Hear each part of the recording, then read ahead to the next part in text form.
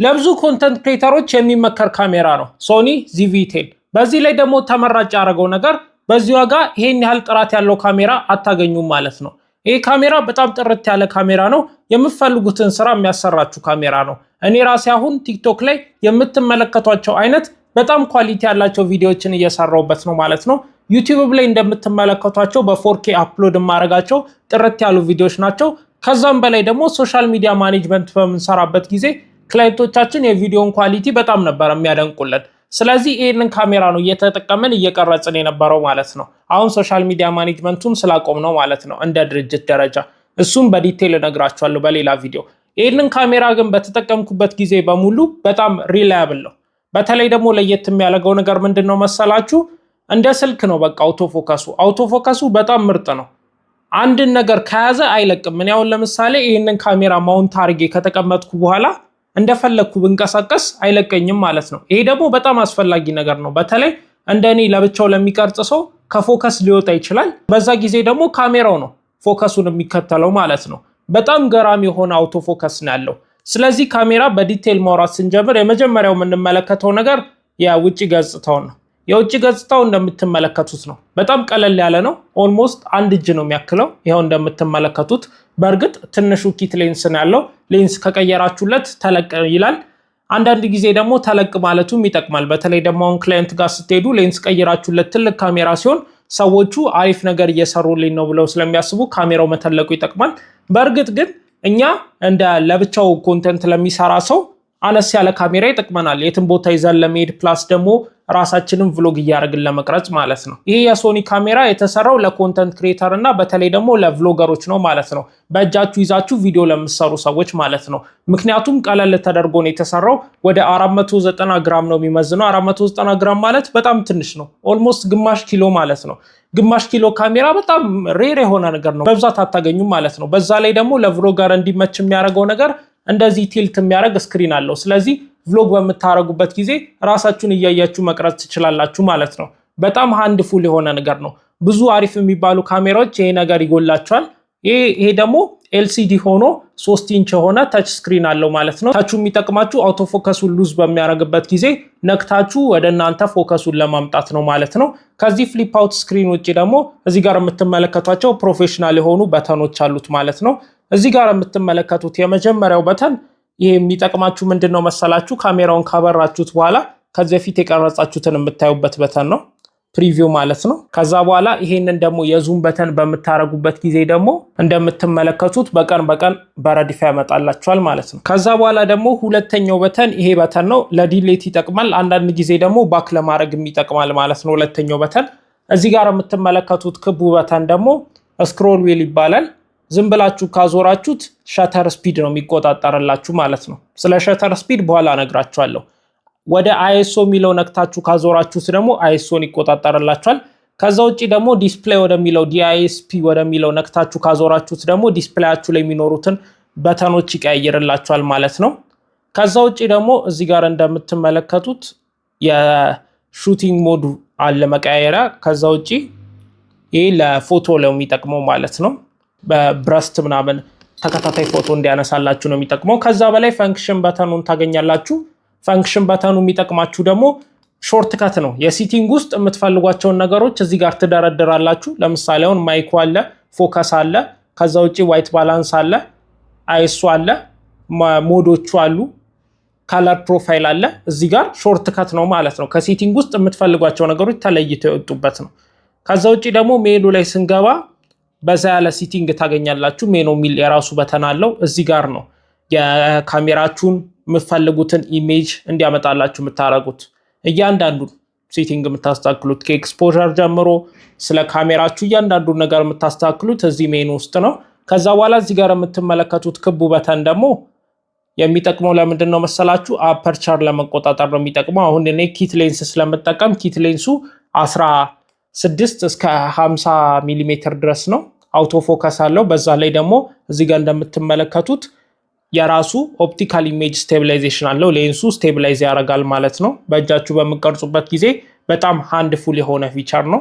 ከዛ ውጪ እዚህ ጋር የምትመለከቱት ሞድ መቀየሪያ ነው። ቪዲዮ ሞድ አለ፣ ፎቶ ሞድ አለ። ከዛ ውጪ ስሎ ሞሽን ሞድ አለ። ስለዚህ በዚህ እየቀየራችሁ ነው ፎቶና ቪዲዮ እየቀየራችሁ ሞዱ የምትቀይሩት ማለት ነው። እዚህ ጋር ደግሞ ሲዋን የምትሉት ባክግራውንድ ብለር በተን ነው። ይሄ ካሜራ ሌንሱ 3.5 ነው የሚከፍተው። ስለዚህ ብዙም ብለር አያደርግላችሁም። ስለዚህ ይሄንን ሲዋን የሚለውን ተጭናችሁ ባክግራውንዱን ፌክ ብለር እንዲያደርግላችሁ ማድረግ ትችላላችሁ ማለት ነው። አሁን በዚህ ስልክ እያያችሁት ያለው ኦፕቲካል የሆነ በትክክል በሌንስ የተሰራ ብለር ሳይሆን በኮምፒውተር ፕሮሰስ እየተደረገ የተሰራ ብለር ነው ማለት ነው። እንደዚህ አይነት ብለር እንድትሰሩ ይጠቅማችኋል። ከዛ ውጪ እዚህ ጋር ሪካርድ በተን አለ። ፎቶ ላይ ሆናችሁ ራሱ ይሄንን ቀይ ሪካርድ በተን ከነካችሁ ቪዲዮ ነው ሪካርድ ማድረግ የሚጀምረው ማለት ነው። ከዛ ውጪ እዚህ ጋር የምትመለከቱት ፓወር ዙም ነው። ሌንሱ የራሱ ኪት ሌንሱ ሞተር አለው ውስጡ። እናንተ ሳታዞሩት ራሱ የሚያዞር ሞተር አለው ማለት ነው። ስለዚህ አሁን ለምሳሌ ወደዚህ ከተጫናችሁት ዋይድ ያደርግላችኋል። ወደ 16 ሚሜ ይወስዷል ማለት ነው። ወደዚህ ካረጋችሁት ደግሞ ወደ ቴሌፎቶ ይወስዷል ማለት ነው። ወደ 50 ሚሜ ማለት ነው። እዚህ ጋር ሪካርድ በተን አለ። አሁን ለምሳሌ ይሄንን ነክቼ ባስጀምረው ቀዩ በተን እንደምታዩት ቪዲዮ እየቀረጻችሁ እንደሆነ ያሳውቃችኋል ማለት ነው። በምትቀርጹበት ጊዜ እንዲ ትራይፓድ ላይ የምትቀርጹ ከሆነ እንዲ ማውንት አድርጋችሁ ራሳችሁን እያያችሁ መቅረጽ ያስችላችኋል ማለት ነው። ቀይ መብራት እስከበራ ድረስ እየቀረጻችሁ እንደሆነ ታውቃላችሁ ማለት ነው። ከዛ ውጪ በዚህ በኩል የምታገኟቸው ፖርቶች አሉ። የመጀመሪያው የማይክ ፖርት ነው። የማይክ ፖርት ማለት ይሄንን ይመስላል። ኤርፎን ይመስላል፣ ግን ከኤርፎን ጋር ትንሽ ይለያያል። ጥቅሙ ምንድነው መሰላችሁ? የተለያዩ የሪሲቨሮችን ኮኔክት እንድታደርጉበት ይረዳችኋል። አሁን ይሄ የሆሊላንድ ላርክ ኤም2 የሚባለው ማይክ ሪሲቨር ነው፣ ካሜራ ላይ የሚገጠም ማለት ነው። እዚህ ጋር እንደምትመለከቱት ይገጠማል። ከዛ በኋላ የማይክ ፖርቱ ላይ ወስዳችሁ ይሄንን ገመድ ትሰኩታላችሁ። ከዛ በኋላ ደግሞ አንደኛውን ጫፍ ደግሞ የሪሲቨሩ ላይ ትሰኩታላችሁ። ከዛ በኋላ ኦዲዮን ከዚህ ሪሲቨር ይወስዳል ማለት ነው። ይሄ ሪሲቨር ደግሞ ኦዲዮን የሚያገኘው እዚህ ጋር ከዚህ ሪሲቨር ይሆናል፣ ከዚህ ይሆናል ማለት ነው። ለምሳሌ አሁን ይሄ ማይክ ከዚህ ጋር ነው የተገናኘው። ሁለቱ ከአንድ ቦታ ላይ መገናኘት ስላለባቸው ግዴታ ከስልኩ ጋር ነው የተገናኘው። አሁን እየቀረጽኩ ያለሁት ካሜራዬን ሪቪው እያረኩበት ስለሆነ በስልክ ነው እየቀረጽኩ ያለሁት። ይሄ ማይክ ከዚህ ስልክ ጋር ተገናኝቷል ማለት ነው። ነገር ግን ይሄ ስልክ ባይኖር የስልኩ ሪሲቨር ስልኩ ላይ ባልሰካበት ኖሮ ከዚህ ጋር ተገናኝቶ ይቀርጽልኛል ማለት ነው። ልክ እየቀረጻችሁ ደግሞ ድምፁ እየገባ እንደሆነ የምታውቁበት እዚህ ጋር ሲግናል ላይን አለው እዚህ ጋር። እሱ ላይን እስከመጣ ድረስ ኦዲዮ እያስገባ ነው ማለት ነው። እሱን ቼክ ማድረግ ትችላላችሁ። ሌላኛው የምታገኙት ፖርት ደግሞ ዩኤስቢ-ሲ ፖርት አለው ማለት ነው። ዩኤስቢ-ሲ ፖርቱ ምን ይጠቅማችኋል መሰላችሁ? አንደኛው ኤስዲ ካርዱን ሳታወጡ በዩኤስቢ ኬብል ከኮምፒውተራችሁ ጋር አገናኝታችሁት ፋይል መላክ ትችላላችሁ። ሁለተኛው ደግሞ ከቻርጀር ጋር አገናኝታችሁት ቪዲዮ ልቀርጹበት ትችላላችሁ ማለት ነው፣ ባትሪ ባይኖራችሁ። ሶስተኛው ደግሞ ማይክሮ ኤችዲኤምአይ ፖርት አለው። ማይክሮ ኤችዲኤምአይ ፖርት ደግሞ ስክሪኑ ካነሳችሁ የ3 ኢንች ስለሆነ ቪዲዮ ፕሮዳክሽን በምትሰሩበት ጊዜ ስክሪኑ ሊያንሳችሁ ስለሚችል ተለቅ ያለ ስክሪን በዚህ ማይክሮ ኤችዲኤምአይ ትሰካላችሁ ማለት ነው። ከዛ ውጪ ደግሞ ሪል ታይም የሆነ ካሜራው የሚሰማውን ድምፅ መስማት ትችላላችሁ ማለት ነው። እዚህ ጋር ኤርፎን መሰኪያ ያለው ኤርፎኑን ሰክታችሁ ትሰሙታላችሁ። ከዚህ በታች የምታገኙት ነገር ማውንት ማረጊያ ናቸው። ማውንት ማረጊያ ማለት አሁን ዩኒቨርሳል ፖርት ነው። እዚህ ጋር ትራይፓዱ ላይ ሄዳችሁ እዚህ ጋር ታስሩታላችሁ ማለት ነው። ወዴትም አይነቃነቅም። ከዚህ በታች የምታገኙት ደግሞ ስፒከሩን ነው። ፕሪቪው ቪዲዮ ከቀረጻችሁ በኋላ ድምፁን የሚሰማው ድምፅ የሚወጣው በዚህ በኩል ነው። ከዛ ውጭ የምታገኙት ይህንን ወደዚህ ፕረስ በምታደርጉበት ጊዜ ይከፈታል። ባትሪውና ኤስዲ ካርድ አለው። ኤስዲ ካርዱን ፕረስ አርጋችሁ እንደዚህ ፕረስ አርጋችሁ በምትወጡበት ጊዜ ኤስዲ ካርዱ ይወጣል ማለት ነው። ይሄ ካርድ የገዛሁት ሳንዲስክ ኤክስትሪም ፕሮ የሚባል ባለ 200 ሜጋባይት ፐር ሰከንድ ነው። ቪ30 ቢሆንም 128 ጂቢ ነው። ተለቅ ያለ ነገር ይቀርጽልኛል ማለት ነው። 128 ጂቢ መሆኑ በጣም ይጠቅማል። በእርግጥ ለካሜራ 128 ጂቢ ብዙ የሚባል አይደለም። ምክንያቱም በ4K በምትቀርጹበት ጊዜ 1 ደቂቃ ቀርጻችሁ 1 ጂቢ ሊደርስባችሁ ይችላል። ግን ይህንን 4500 ብር አካባቢ ነው የገዛችሁት። ከፈለጋችሁ እኔ ጋር አለ። ሌላ ደግሞ ይሄ ባትሪ አለ። ባትሪ 2 ነው ያለኝ ካሜራውን ስገዛው ማለት ነው። ኦሪጂናል ባትሪ ነው። እስከ 1 ሰዓት ተኩል ድረስ በስትክክል ይቀርጽላችኋል ማለት ነው። አሪፍ የሚባል ባትሪ ላይፍ አለው። ሙቀት እስካልሆነ ድረስ ረጅም ሰዓት ይቀርጽላችኋል። ሙቀት ከሆነ ካሜራው በጣም ሴንሰሩ ስለሚግል ብዙ ኃይል ይጠቀማል። ያኔ ቶሎ ይጨርስባችኋል። ግን ኖርማል ኢንቫይሮንመንት ላይ በምትቀርጹበት ጊዜ እስከ 1 ሰዓት ተኩል ድረስ ያስጠቅማችኋል ማለት ነው። ከዛ ውጪ ሌላ የምናገኘው በተን ምንድነው መሰላችሁ? ይሄንን በተን ነው። ይሄን በተን ነክታችሁ ሌንሱን በምታዞሩበት ጊዜ ሴንሰሩን ማየት ትችላላችሁ። ይሄ ሴንሰር 24 ነጥብ ስንት ሜጋፒክሰል መሰላችሁ? 24.2 ሜጋፒክሰል APS-C ሴንሰር ነው። ከአይፎን ሴንሰር 10 እጥፍ ይተልቃል ማለት ነው። ሴንሰር ከተለቀ ደግሞ በጣም ጥቅም አለው። አሁን ይሄ ሌንስ ኦፕቲካል ስቴብላይዝድ ነው ያልኳችሁ ይሄ ነው። ሴንሰሩ መተለቁ ደግሞ ጥቅሙ ምንድነው መሰላችሁ? በዛ ያለ ጥቅም አለው ሴንሰሩ መተለቁ ብቻ። የመጀመሪያው ሴንሰሩ መተለቁ የሚጠቅማችሁ ጥቅም በጣም ኳሊቲ ያለው ነገር እንድትቀርጹ ያስችላችኋል። በቃ ሪል ላይፍ የመሰለውን ለምሳሌ አሁን በዚህ በስልክ ስታይ ቆዳዬ ጥራቱ ብዙም አይታያችሁም። በካሜራ በምቀርጽበት ጊዜ ግን ቆዳዬ ላይ ያለው እያንዳንዱ ነገር ድረስ ይታያችኋል ማለት ነው። እንደዚህ አይነት ዲቴይል ይኖረዋል። ከዛ ውጪ ደግሞ ሌላ የምታገኙት ነገር ምንድነው መሰላችሁ? በናይት በምቀርጹበት ጊዜ ከስልክ በጣም የተሻለ ኳሊቲ ይኖረዋል። በጨለማ በምቀርጹበት ጊዜ ትልቅ ሴንሰር ካላችሁ ስልክም ላይ ሆኖ ትልቅ ሴንሰር ያለው ስልክ በጨለማ አሪፍ ፎቶ ይቀርጻል ማለት ነው። ፎቶና ቪዲዮ ያነሳል ማለት ነው። በካሜራ ሲሆን ደግሞ ሴንሰሩ ትልቅ ስለሆነ በጨለማ በጣም አሪፍ ነገሮችን መቅረጽ ያስችላችኋል ማለት ነው። ሲኒማቲክ ሆሊውድ ላይ የምትመለከቷቸው ነገሮች ጨለማ ላይ አሪፍ ቪዲዮ የሚወጣቸው በዛ ምክንያት ነው ማለት ነው። በተጨማሪም ደግሞ ይሄ ሴንሰር እስከ 4K ቪዲዮ መቅረጽ ይችላል ማለት ነው። በ4K ከሆነ አሁን ይሄኛ ኢትዮጵያ ውስጥ ስለምንኖር አሜሪካ ውስጥ ስለማንኖር በ4K ከሆነ እስከ 25 ፍሬም ነው የሚቀርጸው። አሜሪካና ቻይና ሪጅን ውስጥ እስከ 30 ይሰራል ማለት ነው። ያው ካሜራው ራሱ ሲንክ ስለሚያደርግ ወደዚህ ሲመጣ ይሁን ወይ ደግሞ የፕሮዳክቱ ልዩነት ይኖረው አላቅም። በእርግጥ ሶኒ ZV-E10 ተብሎ የሚጻፈው ስፔሲፊኬሽን በ4K እስከ 30 ነው የሚቀርጸው። ኢትዮጵያ ውስጥና ሌሎች የዓለም ክፍሎች ላይ ከአሜሪካና ከቻይና ውጭ ግን 25 ይቀርጻል ይላል። ከፕሮዳክቱ ይሁን ከሶፍትዌሩ አላቅም፣ ግን እኛ ሀገርና ብዙ ሌሎች ሀገሮች ጋር የሚደርሰው እስከ 25 ፍሬም ፐር ሰከንድ ነው የሚቀርጸው። ግን በቂ ነው ለቲክቶክ እና ለሌሎች ሶሻል ሚዲያዎች 25 በቂ ነው። በ25 በ100 ሜጋቢት ፐር ሰከንድ መቅረጽ ይችላል። በጣም ጥርት ያለ ነው የሚቀርጽላችሁ። በእርግጥ ግን በጣም ፋይል ይበላባችኋል። በፉል ኤችዲ ከፈለጋችሁ ደግሞ 3 የፍሬም ሬት አማራጭ ይሰጣችኋል። ስለዚህ አሁን 25 አለ፣ 50 አለ፣ 100 አለ። ፍሬም ሬት ከጨመረ ምንድነው ጥቅሙ መሰላችሁ? ስሎ ሞሽን መስራት ትችላላችሁ። አሁን በ100 ፍሬም ፐር ሰከንድ ከቀረጽኩኝ 4 እጥፍ ስሎ ሞሽን አርጌው ጥርት ያለ ቪዲዮ መውጣት ይችላል ማለት ነው። ይጠቅማችኋል። አሁን ቢሮል ሹቴጆች በምትወስዱበት ጊዜ ይጠቅማችኋል ማለት ነው። በፉል ኤችዲ ሆኖ 100 በመሆኑ በፉል ኤችዲ 100 ኤፍፒኤስ በምታረጉበት ጊዜ በ100 ሜጋቢት እና በ60 ሜጋቢት ይቀርጽላችኋል ማለት ነው። ፋይል ሳይዙና የሚኖረው ዲቴል ማለት ነው። በ50 በምታረጉበት ጊዜ ደግሞ እስከ 2 እጥፍ ስሎ ሞሽን ማድረግ ይችላል። ምክንያቱም 50 ሲካፈል ለ2 25 ነው። 25 ስለሚያስፈልግ ማለት ነው ጥርት ያለ ቪዲዮ ለመስራት። በ50 ኤፍፒኤስ በምታረጉበት ጊዜ ደግሞ 50 እና 25 ሜጋቢት ታገኙታላችሁ።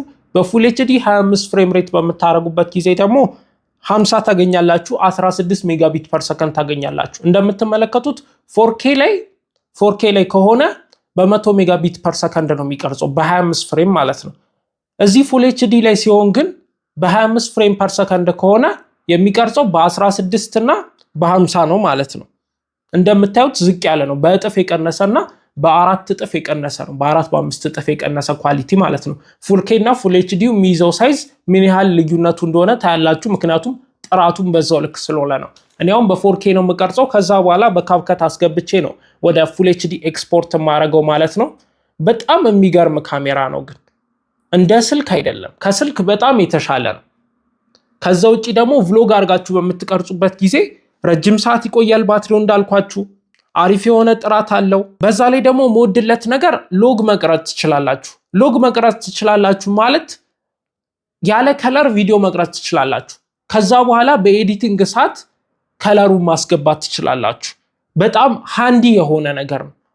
በጣም የሚገርም ነገር ነው ማለት ነው። ከዛ ውጪ ደግሞ ቅድም እንደነገርኳችሁ አውቶፎከሱ በጣም አስተማማኝ ነው። ከምገልጽላችሁ በላይ በጣም አስተማማኝ የሆነ አውቶፎከስ ያለው ካሜራ ነው። እንዲህ ብትሉ አይ ትራኪንግ የሚባል ሲስተም አለው። አይናችሁን እየተከተለ ይሄዳል ማለት ነው። እናንተ ብትሄዱ ከፍሬም እስካልወጣችሁ ድረስ አይናችሁን እየተከተለ ይሄዳል።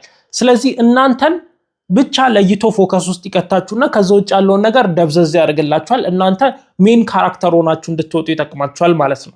ከዛ ውጭ ማይክ ኮምፓተብል መሆኑ በጣም ፕላስ የሆነ ፊቸር። ከዛ ውጭ ደግሞ ዋናው ነገር የሚወደድለት ነገር ከሶኒ ZV ሲሪየስ ማለት የቭሎገር ካሜራ ነው። ቭሎገር ደግሞ ቀለል ያለ ነገር ዝም ብሎ ይዞት መጠቀም የሚችለው ነገር ነው የሚፈልገው። በZV ሲሪየስ 5 ካሜራዎች ወጥቷል። የመጀመሪያው ZV-1 ነው፣ 1F ማለት ነው። ሁለተኛው ZV-1 Mark II የሚባል አለ። ከሱ ተሻሽሎ የቀረበ ትንሽ ዙም ማረጊያ ግን የማይነቀል ሌንስ ያለው ማለት ነው። ZV-1F እና 1 Mark II የሚነቀል የላቸውም። ሶስተኛው የZV ሲሪየስ ግን ሶኒ ZV-E10 የሚባለው ይሄ ካሜራ ነው። የሚነቀል ሌንስ ያለው ካሜራ ነው። ነቅላችሁ የፈለጋችሁትን ሌንስ ገጥማችሁለት ዙም እያደረጋችሁ መቅረጽ ትችላላችሁ። በጣም ክሎዝ አፕ አድርጋችሁ መቅረጽ ትችላላችሁ። ወይ ደግሞ አፐርቸሩ በጣም በደንብ መክፈት የሚችል ሌንስ አድርጋችሁ ደግሞ በማታም ሆነ ብርሃኑ በቀነሰበት ቦታ ላይ ጥርት ያለ ቪዲዮ መቅረጽ ትችላላችሁ ማለት ነው። ክሎዝ አፕ አድርጋችሁም ዙም አውት አድርጋችሁም መቅረጽ እንድትችሉ ይጠቅማችኋል ማለት ነው፣ ሌንስ መቀየራችሁ ማለት ነው። ይሄ ሌንስ ዝም ብሎ ሌንስ ነው፣ $100 ሌንስ ነው። $2000 ሌንስ ገጥማችሁለት ጥርት ያለ ቪዲዮ መቅረጽ ይችላል። በቃ ይሄ በጣም ሪላያብል የሆነ ካሜራነቱን ያሳያል ማለት ነው።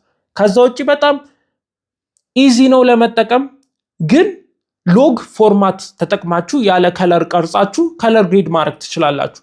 S-Log3 S-Log2 ሰፖርት ያደርጋል። በእርግጥ 8 ቢት ቪዲዮ ነው የሚቀርጸው። 8 ቢት ማለት ወደ 16 ሚሊዮን ከለር ነው ያለው አንድ ቪዲዮ ሲቀርጽ ማለት ነው። በጣም ከለር ግሬድ ማድረግ ከፈለጋችሁ ፉል ፍሬም ካሜራ ፉል ፍሬም ሴንሰር ያላቸው መግዛት ትችላላችሁ። ይሄኛው APS-C ይባላል። የካሜራ ሴንሰሮች 4 ደረጃ አላቸው። የመጀመሪያው ወደ 1 ኢንች የሚባለው ነው፣ 1 ኢንች የሚያክለው። ሁለተኛው APS-C ነው። ሶስተኛው ደግሞ በጣም ኮመንሊ የምንጠቀመው ፉል ፍሬም ነው፣ ከፍተኛ ሴንሰር ያለው ማለት ነው። ከዛ በላይ ደግሞ ሚዲየም ፎርማት የሚባላል። ይሄኛው APS-C ነው። APS-C ከነዚህ ከአራቱ ሶስተኛ ነው የሚገኘው። ሁለቱ ይበልጡታል፣ ከአንደኛው ከፍ ይላል። ብዙም ከፍ ያለ ባይባልም እንኳን ከአይፎን ጋር ወይ ደግሞ ከሌላ ስልክ ጋር ስታወዳድሩት የ10 የ20 እጥፍ ካሜራ የስልክ ካሜራ ሳይዝ አለው። ስለዚህ በጣም ጥርት ያሉ ነገሮችን ይቀርጽላችኋል ማለት ነው። ኢን ዘ ኒር ፊውቸር ራሱ ካሜራ በስልክ አይተካም ብዬ አስባለሁ። ኦብቪየስ ነገር ነው። ብዙ ነገሮችን ሪፕሌስ ማድረግ ይችላል፣ ግን ያንን ኢሜጅ ኳሊቲ ከፈለጋችሁ ካሜራን የመሰለ ነገር የለም።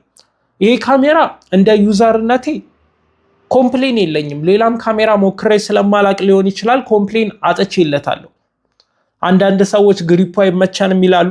እርግጥ የኔ እጅ አነስ ያለ ስለሆነ ችግር የለብኝም፣ ግን ስቲል በጣም ፐርፌክት የሆነ ካሜራ ነው። አሁን ይሄ ካሜራ ገበያ ላይ ወደ 140 አካባቢ ነው የሚሸጠው። በጣም አሪፍ የሚባል ካሜራ ነው። ኦል ኦቨር በጣም ዩዛብል የሆነ ሪላያብል የሆነ ዝም ብላችሁ ቀርጻችሁ ኤዲት አድርጋችሁ መፖስት የሚያስችላችሁ። እኔ አሁን በአንድ ሰዓት ውስጥ አንድ ቪዲዮ ፖስታለሁ። አይዲያ አምጥቼ በዚህ ካሜራ ቀረጬ ወደ ፒሲ ልክ ኤዲት አድርጌ ፖስታለሁ። በቃ ምንም የሚንዛዛ ነገር የለውም። ጀስት ትናንሽ ሴቲንጎችን ነው የምቀርጹት። እኔ በማኑዋል ነው ሁላ የምቀርጸው። በማኑዋል እየቀረጽኩ እንኳን በቃ ይችለኛል። በማኑዋል ቀርጬ በ10 ደቂቃ ውስጥ አንድ ቪዲዮ አደርሳለሁ ማለት ነው። ምክንያቱም ለዩዘሩ በጣም ቀላል የሆነ ካሜራ ነው። በዛው ልክ ደግሞ ፕሮፌሽናል ሉክ ካላችሁ ሎግ መቅረጽ ያስችላችኋል። እያንዳንዱን ሴቲንግ፣ ዋይት ባላንሱን፣ ፍሬም ሬቱን፣ ኤክስፖዠሩን አስተካክላችሁ በጣም ፕሮፌሽናል ቪዲዮ መቅረጽ ያስችላችኋል። በተለይ ደግሞ በዚህ ዋጋ ካለ ካሜራ በጣም ምርጥ የሆነ ካሜራ እንድገዙት የምመክራችሁ ማለት ነው። ምርጥ ካሜራ ነው። ይሄንን ካሜራ ተጠቅሜበት ወድጄዋለሁ። እናንተም ካሜራ የምትፈልጉ ከሆነ ይሄን ካሜራ ከኔ ታገኛላችሁ። እኔ ጋር ይኖራል ኮኔክሽን። ስለዚህ እኔ ማናገር ትችላላችሁ ከታች ባለው ዲስክሪፕሽን ላይ ባለው። እኔ ፐርሰናሊ ተጠቅሜው ኮርቼ ወድጄው እንደዚህ አይነት ምርጥ ቪዲዮ ሳይከፈለኝ በቃ ምሰራለት አይነት ካሜራ ነው። እኔ አንዳንድ ፕሮዳክቶችን ስወዳቸው በነፃ ነው ቪዲዮ የሚሰራላቸው። አሁን ሳምሰንግ አሪፍ ነገር ስለሚሰራ 1 ሳንቲም ሳይከፍለኝ እኔ ስለ ስልክ ሪቪው ሰራለታለሁ ለሳምሰንግ። አሪፍ ነገር ነው የሚሰራው። ሌሎች ደግሞ ዝም ብለው ተራ የስልክ ካምፓኒዎች አሉ፣ አንድ ቪዲዮ አልሰራባቸው። ምናልባት ቢከፈለኝ ስለከፈሉኝ አክብሬ ልሰራላቸው እችላለሁ። ነገር ግን ሳምሰንግ አሪፍ ነገር ስላለው ሳይከፈልላ ይነገርለታል። በዛው ልክ ደግሞ ይሄም ካሜራ ምንም ሳይከፈል ሪቪው ይሰራለታል ማለት ነው። ምርጥ ካሜራ ነው። እኔ ለማታቆኝ ቅዱስ ጎሳ ይባላለሁ። ቲክቶክ ላይ በቴክ ኮንተንት ከ600,000 በላይ ፎሎወር ያፈራው የቴክ ኮንተንት ክሬተር ነኝ። አሁን ደግሞ ዩቲዩብ ላይ ስለ ኮንተንት ክሬሽን እያስተማርኩ አሪፍ ኮሚኒቲ ቢልድ በማድረግ ሂደት ላይ ነው ያለሁት። ይህንን አሪፍ ኮሚኒቲ መቀላቀል ከፈለጋችሁ ይህንን ቻናል ሰብስክራይብ ያድርጉ። እንዲሁም ይሄ ቪዲዮ ለብዙ ሰዎች እንዲደርስ ላይክ ሼር በማድረግ ይተባበሩ ማለት ነው። ሳምንት ደርሶ ደግሞ ለኮንተንት ክሬተሮች የሚጠቅም ቪዲዮ ይዤ እስክመጣ ድረስ ሰላም ቆይ።